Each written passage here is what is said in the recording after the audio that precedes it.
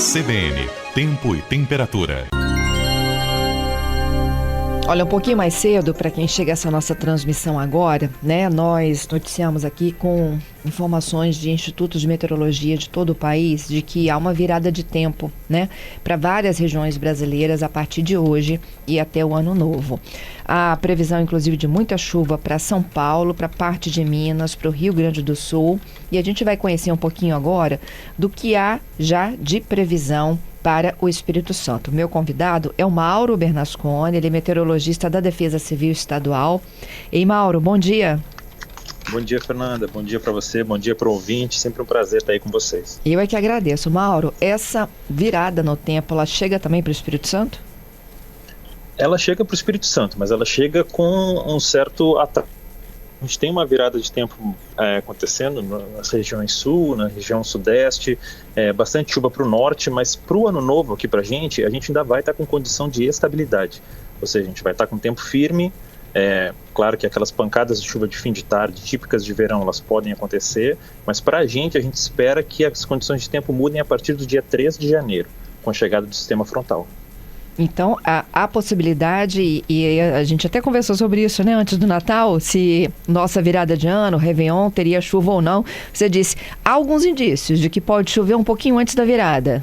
Exatamente, a gente conversou, acho que foi 18 de dezembro, né? Isso. 18 de dezembro, eu lembro de falar 18 de dezembro, muito calor e condição de chuva para a virada do ano. Sim, os modelos, eles costumam como se fossem achar um equilíbrio. Então, assim, os modelos lá atrás, eles já mostravam essa condição de sistema frontal chegando ali por volta do dia 31, dia 1º, com chuva aqui pra gente. Então, à medida que o tempo vai passando, ele vai encontrando um equilíbrio, ele vai ficando mais assertivo. Então, quando a gente fala em previsão do tempo, quanto mais distante eu tô, então mais impreciso, digamos assim, essa previsão é. Mas quando ela vai se aproximando, ela vai fazendo esse ajuste fino e vai começando a acertar o tempo, né, de atuação do sistema. Então, assim, a gente já pode ver, assim, pelos modelos, pelas últimas rodadas, elas estão bem consistentes, mantendo condição de chuvas para o Espírito Santo a partir do dia 3 de janeiro. Então, a gente pode prever uma virada de ano sem chuva? A virada de ano, sim. A virada de ano deve ter condição estável em todo o estado aqui pra gente, inclusive os estados ao redor ali, Rio de Janeiro também tem condição de estabilidade, então tempo firme, predomínio de tempo firme. Claro que vale destacar sempre, né? Porque a gente sempre fala assim, predomínio de tempo firme. Aí você amanhece com aquele dia lindo, mas no final de tarde você tem aquela formação de nuvem de forma muito rápida e aquela pancada de chuva de forma muito rápida. E as pessoas dizem, o meteorologista errou, choveu. Então é muito típico porque é o verão, né? Muito típico do verão essa pancada de chuva. Então a gente sempre salienta para não botar a culpa no meteorologista depois, Fernando. Nada, gente. Tudo que você falou nos últimos dias aconteceu, tá? Muito inclusive calor, né? Aqueles 39 graus que você estava prevendo lá para o sul do estado, aquela tal onda de calor. Muito calor. Bateu recorde de temperatura. Todas as cidades do sul praticamente bateram recorde de temperatura no ano. Isso. Tô aqui que ontem presidente Kennedy fez 38,8 graus. Em Alegre 38,3 graus. E isso também vale salientar que assim, é a temperatura medida no termômetro na estação. Então quando a gente fala de sensação térmica, então assim, em termos de umidade elevada, de condição de vento, então a sensação térmica ela pode ter sido até mesmo mais intensa que isso. Isso. E isso tende a melhorar para os próximos dias? A gente deve manter a condição de calor, pelo menos até 2 de janeiro, 3 de janeiro. O que acontece? A gente tem um bloqueio atmosférico, então esse bloqueio ele impede praticamente essa massa de ar frio que vem do sul de influenciar as condições de tempo aqui pra gente. Então esse bloqueio ele começa a perder um pouco de força a partir do dia 2, do dia 3. Então com isso as temperaturas elas tendem a ficar mais amenas. Então a frente chega, com isso vem um pouco daquela massa de ar polar, que é uma massa de ar mais frio, então a gente tem essa redução gradual de temperatura a partir do dia 2, 13 de janeiro. Ô Mauro, e esse dia 3 de janeiro, que é a previsão da chegada de chuva, né? Como que vai ser essa chuva? Então, é uma chuva característica de sistema frontal, então assim, ela é uma chuva que não é uma pancada única, ela é uma chuva que funciona de forma persistente, então nós devemos ter aí 3, 4 dias de chuvas com oscilação de nebulosidade, em momentos mais com tempo mais encoberto. Então, assim, a tendência é que seja uma chuva persistente. Pelo menos aí a gente, aqui na Defesa Civil, a gente está falando e tratando esse sistema com chuvas mais intensas do final do dia 3 até meados do dia 7 de janeiro. Então até seriam 4 dias de atuação de um sistema com chuvas para a gente. Para algumas regiões mais, para outras menos? Para algumas regiões um pouco mais. Os modelos eles indicam mais chuva para o sul, e principalmente o sul, que é a nossa maior preocupação aqui na Defesa Civil.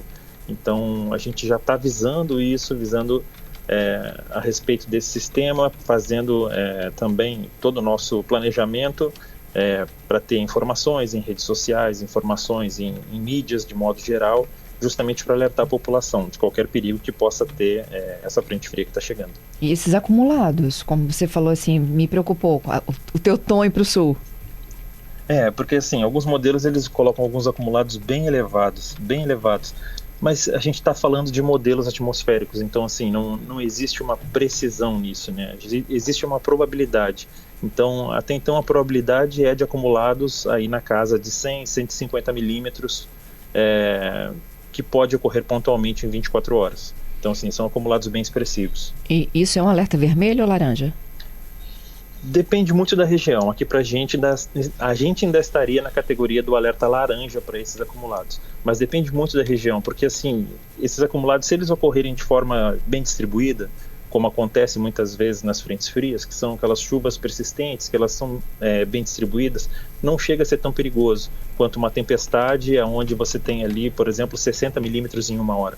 60 milímetros em uma hora é muito mais perigoso do que 150 milímetros bem distribuídos em 24 horas. Sim. Então, essa lógica que a gente sempre tenta visar na emissão de avisos, né?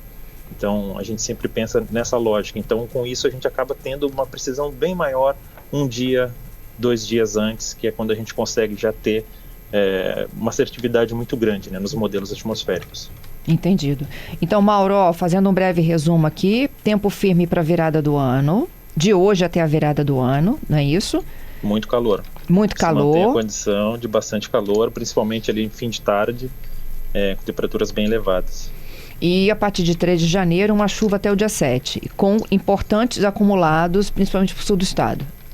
Isso mesmo. A gente deve ter os acumulados bem expressivos no sul do estado, ali divisa com o Rio de Janeiro. Região aqui da Grande Vitória também deve ter alguns acumulados elevados, mas não tão grandes quanto os acumulados que são esperados para a divisa com o estado do Rio de Janeiro. Entendido. O Mauro, e a temperatura mais quente do ano foi essa de Kennedy, então, 38,8? Por enquanto, sim, 38,8, mas essa é a temperatura mais quente do ano em Presidente Kennedy, né? Em Presidente Kennedy. Em Alegre, nós tivemos um 39,5 em fevereiro deste ano. Em Presidente Kennedy, que foi registrada a temperatura mais elevada. Tá em certo. Alegre ainda foi mais elevado ainda. Em Alegre, mais ainda. Foi 39,5, é muito calor. E a sensação térmica vai para mais de 40. Nossa, a sensação térmica é a sensação de estar cozinhando, né? De estar na panela. Ô Mauro, te agradeço mais uma vez pela conversa conosco, hein? Bom trabalho aí. Certo, pra gente, um bom trabalho pra gente. Precisando, pode contar comigo. Muito obrigada. Bom dia, bom ano novo. Igualmente, um abração, Fernando.